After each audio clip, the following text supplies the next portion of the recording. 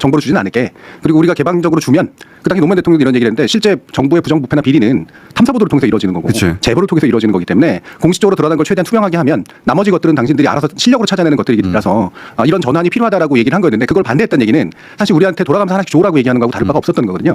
자기들에 대한 공격으로 받아들였던 거죠. 입에 넣어달라고 했었죠. 네. 말하자면. 그러면 과연 많이 바뀌었을까? 그러니까 노무현 대통령이 한 발 더 나가고자 했는데 반발도 못 나가고 실패했잖아요. 네. 지금 이재명 대통령이 마찬가지로 언론에 대해서 가지고 있는 여러 가지 생각들이 있을 텐데 그것은 성공할 수 있을까? 이런 우려는 없습니까? 있긴 있는데요.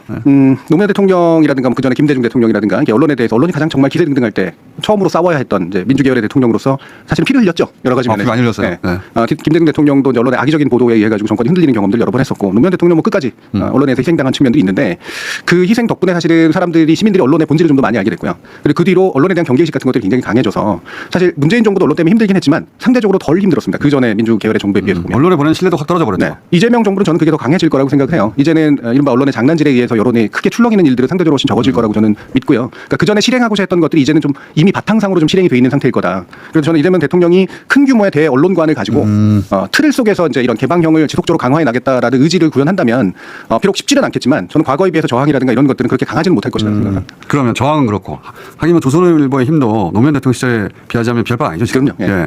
그냥 원어브 때문에 돼버렸으니까요. 네. 포탈의 때는 매체 중에 하나예요, 그냥. 그렇죠. 그때는 포탈하고 비하자면 포탈의 때는 모든 매체를 다 합쳐 조선일보 하나에 안 될 정도였는데 네. 지금은 그냥 원어브 됩니까?